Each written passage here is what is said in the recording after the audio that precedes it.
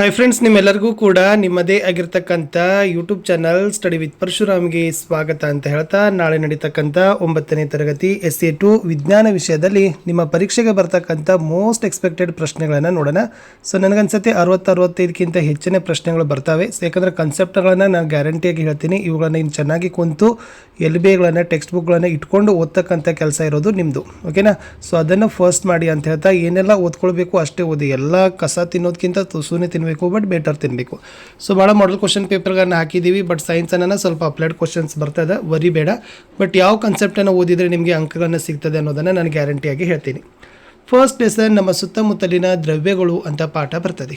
ಅಲ್ಲಿ ನೀವು ವಿಶೇಷವಾಗಿರ್ತಕ್ಕಂಥ ಡೆಫಿನೇಷನ್ ಏನಪ್ಪ ಅಂದರೆ ದ್ರವ್ಯ, ದ್ರವಣ ಬಿಂದು, ಬಾಷ್ಪೀಕರಣ, ಇವು ಸ್ವಲ್ಪ ಮೋಸ್ಟ್ ಇಂಪಾರ್ಟೆಂಟ್ ಆಗಿರ್ತಕ್ಕಂಥ ಡೆಫಿನೇಷನ್ಸ್ ವ್ಯಾಖ್ಯೆ ಬಯಟ್ ಮಾಡಿ. ಜೊತೆಗೆ ಕಠಿಣತೆ, ಸಂಪೀಡತೆ, ಸಾಂದ್ರತೆ, ಗುಪ್ತೋಷ್ಣ ಮತ್ತು ದ್ರವಣ ಬಿಂದು ಸಹಿತ ಇದ್ದಾವೆ. ಪರೀಕ್ಷೆಗೆ ಬರ್ತಕ್ಕಂಥ ಮೋಸ್ಟ್ ಏನಪ್ಪ ಅಂದರೆ ದ್ರವ್ಯದ ಕಣಗಳ ಗುಣಲಕ್ಷಣ. ಇನ್ನು ಕೆಲವು ಲೆಕ್ಕಗಳಿದ್ದಾವೆ ನಿಮಗೆ, ಏನು ಸೆಲ್ಸಿಯಸ್ನಿಂದ ಕೆಲ್ವಿನ್ಗೆ ಪರಿವರ್ತನೆ ಮಾಡೋದು ಅಥವಾ ಕೆಲ್ವಿನ್ನಿಂದ ಸೆಲ್ಸಿಯಸ್ಗೆ ಪರಿವರ್ತನೆ ಮಾಡೋದು. ಫಿಕ್ಸ್ ಆಗಿ ನಿಮಗೆ 2 ಮಾರ್ಕ್ಸ್ಗೆ ಕೊಡ್ತಾರೆ. ಇನ್ನು ಘನ, ದ್ರವ, ಅನಿಲಗಳ ನಡುವಿನ ವ್ಯತ್ಯಾಸ ವೆರಿ ಮೋಸ್ಟ್ ಇಂಪಾರ್ಟೆಂಟ್, ಬೈಪಾಟ್ ಮಾಡಿ ಬಂದರೆ ಬರ್ತದೆ. ಇನ್ನು ದ್ರವ್ಯದ ಸ್ಥಿತಿಗಳ ಬದಲಾವಣೆ ಚಿತ್ರ, ಇದು ಕೂಡ ಭಾಳ ಇಂಪಾರ್ಟೆಂಟ್ ಅದ. ನನಗನ್ನಿಸ್ತದೆ ಈ ಚಿತ್ರ ನಾಳೆ ಬಂದೇ ಬರ್ತದೆ ಫಿಕ್ಸ್ ಆಗಿ.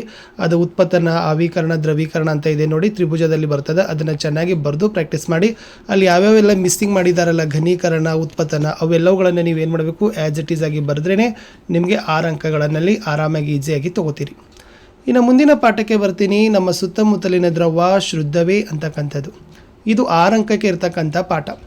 ಇಲ್ಲಿನೂ ಕೂಡ ನೀವು ಡೆಫಿನೇಷನ್ ಏನು ಬೈಪಟ್ ಮಾಡಬೇಕಂದ್ರೆ, ದ್ರವ್ಯ ಅಂದರೆ ಏನು, ಮಿಶ್ರಣ ಅಂದರೆ ಏನು, ಸಂಯುಕ್ತ, ಧಾತು ಮತ್ತು ಕಲಿಲ. ಸೈನ್ಸಲ್ಲಿ ಹಿಂಗೆ ಇರ್ತದೆ ರೀ, ಯಾಕಂದ್ರೆ ಅದು ದೊಡ್ಡದು ಯಾವುದು ಸ್ಟೋರಿ ಅಲ್ಲ, ಬಟ್ ಡೆಫಿನೆಟ್ ಆಗಿರ್ತಕ್ಕಂಥ ಪಾಯಿಂಟ್ಸ್ಗಳನ್ನ ನೀವು ಏನು ಮಾಡಬೇಕಾಗಿರ್ತದೆ ಫ್ರೆಂಡ್ಸ್ ಬರೀಬೇಕು. ಆವಾಗ ನಿಮಗೆ ಅಂಕಗಳನ್ನು ಏನು ಮಾಡ್ತಾರಪ್ಪ ಅಂದರೆ ಕೊಡ್ತಾರೆ.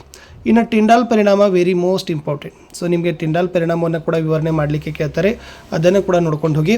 ಇನ್ನು ಮಿಶ್ರಲೋಹಗಳ ಅರ್ಥ ಮತ್ತು ಉದಾಹರಣೆ. ಸೊ ನಿಮಗೆ ಕೆಲವೊಂದಿಷ್ಟು ಏನು ಮಾಡ್ತಾರಪ್ಪ ಅಂದರೆ ಮಿಶ್ರಲೋಹ, ಅದು ಡೆಫಿನೇಷನ್ ಬರೀಬೇಕು, ಮತ್ತು ಅದಕ್ಕಿರ್ತಕ್ಕಂಥ ಒಂದು ಉದಾಹರಣೆ ಕಂಚು, ಸತು, ನಿಕ್ಕಲ್, ಇವೆಲ್ಲವೂ ಏನಪ್ಪ ಅಂತಂದರೆ ಮಿಶ್ರಲೋಹಗಳಿಗೆ ಉದಾಹರಣೆ.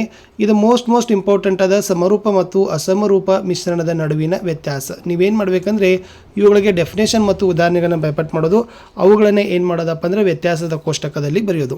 ಇನ್ನು ಕಲಿಲ ದ್ರಾವಣದ ಲಕ್ಷಣಗಳು, ನಿಲಂಬಿತ ಮಿಶ್ರಣದ ಲಕ್ಷಣಗಳು, ಇಟ್ಸ್ ಅ ವೆರಿ ಇಂಪಾರ್ಟೆಂಟ್ ಆಗಿರ್ತಕ್ಕಂಥ ಟಾಪಿಕ್.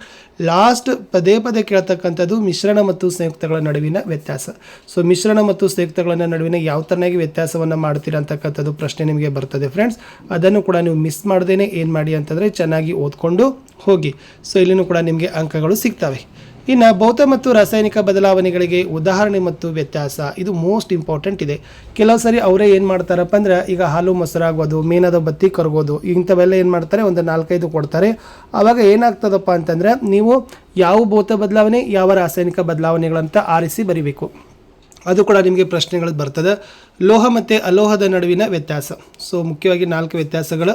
ಆಮೇಲೆ ವಸ್ತುಗಳನ್ನು ಕೊಡ್ತಾರೆ, ಅದನ್ನು ಸಂಯುಕ್ತ ಯಾವುದು, ಧಾತು ಯಾವುದು ಮತ್ತು ಮಿಶ್ರಣ ಯಾವುದು ಅನ್ನೋದನ್ನು ಕೂಡ ನಿಮಗೆ ವರ್ಗೀಕರಣ ಮಾಡಲಿಕ್ಕೆ ಕೇಳಬಹುದು. ಸೊ ಈ ಥರದ ಪ್ರಶ್ನೆಗಳು ಕೂಡ ನಿಮ್ಮ LBದಲ್ಲಿದ್ದಾವೆ, ಟೆಕ್ಸ್ಟ್ ಬುಕ್ಕಲ್ಲಿದ್ದಾವೆ. ಸೊ ಅವುಗಳನ್ನು ಕಡ್ಡಾಯವಾಗಿ ತಾವೆಲ್ಲ ಏನು ಮಾಡ್ಬೋದಪ್ಪ ಅಂತಂದರೆ ನೋಡ್ಕೊಂಡು ಹೋದರೆ ಖಂಡಿತವಾಗಿರ್ತಕ್ಕಂಥ ಅಂಕಗಳು ನಿಮಗೆ ಸಿಗ್ತದೆ.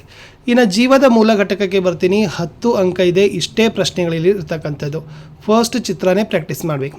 ಸಸ್ಯ ಜೀವಕೋಶ, ಪ್ರಾಣಿ ಜೀವಕೋಶ 2 ಚಿತ್ರ ಮಾಡಿದರೆ ನಿಮಗೆ 4 ಅಂಕಗಳನ್ನು ಕೊಡ್ತಾರೆ. ಇನ್ನು ಇವುಗಳ ರಚನೆ ಮತ್ತು ಕಾರ್ಯ ಅಂತ ಪ್ರಶ್ನೆ ಇದೆ. ಅದರಲ್ಲಿ ಕೋಶಪರೆ, ಮೈಟ್ರೋಕಾಂಡ್ರಿಯಾ, ನ್ಯೂಕ್ಲಿಯಸ್ ಮತ್ತು ಗಾಲ್ಗಿ ಸಂಕೀರ್ಣ, ಅದು ನೋಡ್ಕೊಂಡೋಗಿ ನಿಮಗೆ 2 ಅಂಕಕ್ಕೆ ಬರ್ಬೋದು. ಪ್ರೋ ಕ್ಯಾರಿಯೋಟ್ ಮತ್ತು ಯು ಕ್ಯಾರಿಯೋಟ್ ನಡುವಿನ ವ್ಯತ್ಯಾಸ, ಇಟ್ಸ್ ಅ ಮೋಸ್ಟ್ ಇಂಪಾರ್ಟೆಂಟ್. ಆಮೇಲೆ ಇದರಲ್ಲಿ ವಿಶೇಷವಾಗಿ ನಿಮಗೆ ಜೀವಕೋಶದ ಶಕ್ತಿ ಉತ್ಪಾದನಾ ಕೇಂದ್ರ ಯಾವುದು, ಮೈಟ್ರೋಕಾಂಡ್ರಿಯಾ. ಜೀವಕೋಶದ ಆತ್ಮಹತ್ಯಾ ಸಂಚಿ, ಲೈಸೋಜೋಮ್. ಈ ಥರನಾಗಿರ್ತಕ್ಕಂಥ ಏನು ಮಾಡ್ತಾರಪ್ಪ ಅಂದರೆ ಹೆಸರಿಸ್ತಕ್ಕಂಥ ಪ್ರಶ್ನೆಗಳನ್ನ ಬರ್ತದೆ. ಸೊ ಜೀವದ ಮೂಲ ಘಟಕ ಅಂತ ಅಂದ ಕೂಡಲೇ ನೀವು ಫಸ್ಟ್ ನೆನಪಿನಲ್ಲಿ ಬರ್ತಕ್ಕಂಥದ್ದೇ ಚಿತ್ರಗಳು. ಪ್ರೋ ಕ್ಯಾರಿಯೋಟ್, ಯು ಕ್ಯಾರಿಯೋಟ್ ವ್ಯತ್ಯಾಸಗಳು, ರಚನೆ ಮತ್ತು ಕಾರ್ಯಗಳು, ಹೆಸರಿಸ್ತಕ್ಕಂಥ ಪ್ರಶ್ನೆಗಳನ್ನ ನೋಡಿದರೆ ಆರಾಮಾಗಿ ಇಲ್ಲಿಂದ ನೀವು ಏನು ಮಾಡ್ತೀರಿ, 6-7 ಮಾರ್ಕಸನ್ನು ಗ್ಯಾರಂಟಿಯಾಗಿ ತಗೋತೀರಿ. ಇನ್ನು ಮುಂದಿನ ಪಾಠ ಅಂಗಾಂಶಗಳಿಗೆ ಬರೋಣ. ಇಲ್ಲಿ ನೀವು ಡೆಫಿನೇಷನ್ ಬೈಪಟ್ ಮಾಡಲೇಬೇಕು. ಅಂಗಾಂಶದ ಅರ್ಥ, ಸಸ್ಯ ಅಂಗಾಂಶಗಳು ಯಾವಿದ್ದಾವೆ, ಪ್ರಾಣಿ ಅಂಗಾಂಶಗಳು ಯಾವಿದ್ದಾವೆ. ಸಸ್ಯ ಅಂಗಾಂಶಗಳಲ್ಲಿ ವಿಶೇಷವಾಗಿ ಸರಳ ಸಸ್ಯ ಅಂಗಾಂಶಗಳು ಮತ್ತು ಸಂಕೀರ್ಣ ಸಸ್ಯ ಅಂಗಾಂಶಗಳ ನಡುವಿನ ವ್ಯತ್ಯಾಸ, it's A very most important. ಸ್ವಲ್ಪ ಜೈಲಮ್ ಮತ್ತು ಪ್ಲೋಯಮ್ ನೋಡ್ಕೊಂಡು ಹೋಗಿ. ರಕ್ತದ ಘಟಕಗಳು, ನರಕೋಶದ ಚಿತ್ರ, ಪ್ಲೋಯಮ್ ಅಂಗಾಂಶದ ಚಿತ್ರ ವೆರಿ ಮೋಸ್ಟ್ ಇಂಪಾರ್ಟೆಂಟ್. ಒಂದಂತೂ ಕೂಡ ನಿಮಗೆ ಇಲ್ಲಿಂದ ಬಂದೇ ಬರ್ತದೆ. ಓಕೆನಾ. ಒಟ್ಟಾರೆ 12 ಮಾರ್ಕ್ಸ್ ನಿಮಗೆ ಚಿತ್ರನ ಬರ್ತಾವೆ. ಸೊ ಅದನ್ನು ನಾನು ಪ್ರತಿ ಪಾಠದ್ದು ಕೂಡ ನಾನು ನಿಮ್ಗೆ ಹೇಳ್ತಾ ಇದ್ದೀನಿ. ಅಷ್ಟು ನೀವು ಪ್ರಾಕ್ಟೀಸ್ ಮಾಡಿದರೂ ಕೂಡ ಒಳ್ಳೆಯ ಅಂಕಗಳನ್ನು ನೀವು ಏನು ಮಾಡ್ತೀರಪ್ಪ ಅಂದರೆ ಫ್ರೆಂಡ್ಸ್ ಗಳಿಸ್ತೀರಿ. ಸ್ವಲ್ಪ ಜೈಲಾಮ, ನೀರು ಕೊಳವೆ ಮತ್ತು ಆಹಾರ ಕೊಳವೆ ಆಗಿರ್ಬೋದು, ರಕ್ತದ ಘಟಕಗಳಾಗಿರ್ಬೋದು, ಓಕೆ, ಅದನ್ನು ನೀಟಾಗಿ ನೀವು ಇಲ್ಲಿಂದ ನೋಡ್ಕೋಬೇಕು. ಪ್ರಾಣಿ ಅಂಗಾಂಶಗಳ ಸಹಿತ ಯಾರು ಇದ್ದಾವೆ ಅದು ಕೂಡ ಇಂಪಾರ್ಟೆಂಟು. ಇನ್ನು ಚಲನೆ ಪಾಠದಲ್ಲಿ ನಿಮಗೆ 6 ಅಂಕದ ಪ್ರಶ್ನೆಗಳು ಬರ್ತವೆ. ಫಸ್ಟ್ ನೀವು ಡೆಫಿನೇಷನ್ ಬೈಪಟ್ ಮಾಡೋದು ಚಲನೆ ಮತ್ತು ಸ್ಥಾನಪಲ್ಲಟ. ಅಂದರೆ ಚಲನೆ ಅಂದರೆ ಏನು, ಸ್ಥಾನಪಲ್ಲಟ ಅಂದರೆ ಏನು.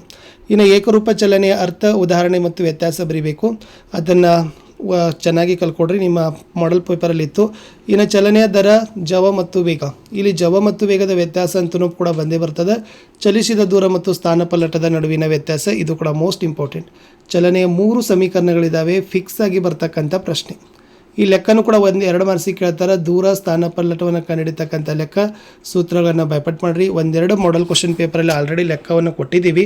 ಅದನ್ನೆಲ್ಲ ಅದೇ ತರನಾಗಿರ್ತಕ್ಕಂಥ ಬಿಡಿಸಿದರೆ ನಿಮಗೆ ಖಂಡಿತವಾಗಿ ಒಳ್ಳೆಯ ಅಂಕಗಳು ಸಿಗ್ತವೆ. ಇನ್ನು ಲಾಸ್ಟ್ ಪಾಠ ಇತ್ತು ಬಲ ಮತ್ತು ಚಲನೆಯ ನಿಯಮಗಳು ಅಂತಕ್ಕಂಥ ಭಾಗ 1ರ ಪಠ್ಯಪುಸ್ತಕದಲ್ಲಿನ ಲಾಸ್ಟ್ ಪಾಠ ಇತ್ತು. ಇಲ್ಲಿ ಫಸ್ಟ್ ನಿಮಗೆ ಬಲ ಅಂದರೆ ಏನು ಅನ್ನೋದನ್ನೇ ಗೊತ್ತಿರಬೇಕು. ಸೊ ಬಲದ ಅರ್ಥ, ಓಕೆ, ಬಲವನ್ನು ಒಂದು ವ್ಯಾಖ್ಯಾನ ಕೊಟ್ಟಾಗ ಅದನ್ನು ಯಾವ ಥರ ಬರೀತೀರ ಅನ್ನೋದನ್ನು ಡೆಫಿನೇಷನ್ ಬೇಕು. ಸಂತುಲಿತ ಬಲ ಮತ್ತು ಅಸಂತುಲಿತ ಬಲದ ಅರ್ಥ, ಉದಾಹರಣೆ ಮತ್ತು ವ್ಯತ್ಯಾಸ. ಸೊ ನೀವೇನು ಮಾಡಬೇಕಪ್ಪ ಅಂದ್ರೆ ಯಾವುದಕ್ಕೆ ಸಂತುಲಿತ ಬಲ ಅಂತಾರೆ, ಯಾವುದಕ್ಕೆ ಅಸಂತುಲಿತ ಬಲ ಅಂತಾರೆ, ಅದರ ಅರ್ಥ ಮತ್ತು ಉದಾಹರಣೆ ನೋಡ್ಕೊಡ್ರಿ. ಚಲನೆಯ 3 ನಿಯಮಗಳ ಸಮಿತಿಯ ಗಣಿತೀಯ ಲೆಕ್ಕಾಚಾರ, ವೆರಿ ಮೋಸ್ಟ್ ಇಂಪಾರ್ಟೆಂಟ್. ನಿಮಗೆ 3 ನಿಯಮಗಳಿದಾವೆ. 1ನೇದು ಬರ್ತದೋ, 2ನೇದು ಬರ್ತದೋ, 3ನೇದು ಬರ್ತದೋ ಗೊತ್ತಿಲ್ಲ. ಬಟ್ ಗಣಿತೀಯ ಲೆಕ್ಕಾಚಾರ ಅಂತ ನಿಮಗೆ 2 ಅಥವಾ 3 ಅಂಕಕ್ಕೆ ಫಿಕ್ಸ್ ಆಗಿ ಬರ್ತಕ್ಕಂಥ ಕಾನ್ಸೆಪ್ಟ್ ಮೇಲೆ ಒಂದು ಪ್ರಶ್ನೆ, ಓಕೆನಾ. ಇನ್ನು ಘರ್ಷಣಾ ಬಲ ಮತ್ತು 1 ನ್ಯೂಟನ್ ಬಲ, ಇದರ ಡೆಫಿನೇಷನ್ ಕೇಳ್ತಾರೆ. ಅದನ್ನು ಚೆನ್ನಾಗಿ ನೋಡ್ಕೊಂಡೋಗಿ. ರಾಕೆಟ್ ಕಾರ್ಯನಿರ್ವಹಿಸುವ ತತ್ವ ಅಂದರೆ ರಾಕೆಟು ಯಾವ ನಿಯಮದ ಆಧಾರದ ಮೇಲೆ ಕೆಲಸ ಮಾಡ್ತದೆ ಅಂತ ಕೇಳಿದ್ದಾರೆ. ಸಂವೇಗದ ಅರ್ಥ ಮತ್ತು ಸಂವೇದಕದ SI ಏಕಮಾನ, ಬಲ ಕಂಡುಹಿಡಿಯುವ ಲೆಕ್ಕ. ಸೊ ನಿಮಗೆ ಆಲ್ರೆಡಿ ಮಾಡೆಲ್ ಕ್ವಶನ್ ಪೇಪರಲ್ಲಿನೂ ಕೂಡ ಕೊಟ್ಟಿದ್ದಾರೆ. ಸೊ ಬಲಗಳನ್ನು ಕಂಡುಹಿಡಿತಕ್ಕಂಥ ಲೆಕ್ಕ ಅಂತ. ಸೊ ಅದನ್ನು ಕೂಡ ನೀವು ಚೆನ್ನಾಗಿ ಏನು ಮಾಡಬೇಕಪ್ಪ ಅಂತಂದರೆ ನೋಡ್ಕೊಂಡೋಗಿ. ಇಲ್ಲಿ ಬಹಳಷ್ಟು ನಿಮಗೆ ಅಪ್ಲೈಡ್ ಕ್ವಶನ್ಸ್ ಇದ್ದಾವೆ. ಅಪ್ಲೈಡ್ ಕ್ವಶನ್ಸು ಇಷ್ಟು ಅಪ್ಲೈಡ್ ಕ್ವಶನ್ಸ್ ಇದಾವಲ್ಲ, ಸುಮಾರು ನಾನು ಜಸ್ಟ್ ನೋಡಿದೆ ಒಂದು 20-25 ಇದ್ದಾವೆ. ಸೊ ನೀವುಗಳು ಕೂಡ ನೋಡ್ಕೊಡ್ರಿ. ಅದರಲ್ಲಿ ವಿಶೇಷವಾಗಿ ನಿಯಮಗಳನ್ನು ಆಧರಿಸಿಕೊಂಡೇ ಬಿಡಿಸ್ತಕ್ಕಂಥ ಲೆಕ್ಕಗಳಿರ್ತವೆ. ಅಷ್ಟು ನೋಡಿದರೆ ಸಾಕು. ಸೊ ನಾನು ಈಗ ಫಸ್ಟ್ ಪಾರ್ಟಿನಲ್ಲಿರ್ತಕ್ಕಂಥ ಇಂಪಾರ್ಟೆಂಟ್ ಕ್ವಶನನ್ನು ಕವರ್ ಮಾಡಿದ್ದೀನಿ. ವಿಡಿಯೋ ಹೇಗೆ ಅನಿಸಿತು ಅನ್ನೋದನ್ನು ನೀವು ಕಮೆಂಟ್ ಮಾಡಿದರೆ ನಾನು ಸೆಕೆಂಡ್ ಪಾರ್ಟನ್ನು ತರ್ತೀನಿ. ನಿಮಗೆ ಯೂಸ್ಫುಲ್ ಆಯಿತು ಅಂತಂದರೆ ಯೂಸ್ಫುಲ್ ಅಂತ ಬರ್ರಿ.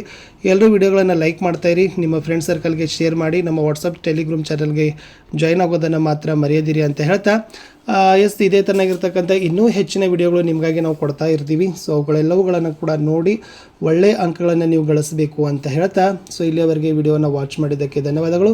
ನಾನು ಸಿಗ್ತೀನಿ ಹೊಸ ವಿಡಿಯೋದಲ್ಲಿ. ಅಂಟಿಲ್ ಟೇಕ್ ಕೇರ್, ಬಾಯ್. ಸೊ ಎಲ್ಲರೂ ಕೂಡ ಲೈಕ್, ಶೇರ್ ಮತ್ತು ಸಬ್ಸ್ಕ್ರೈಬ್ ಮಾಡೋದನ್ನು ಮಾತ್ರ ಮರಿಲೇಬಾರ್ದು.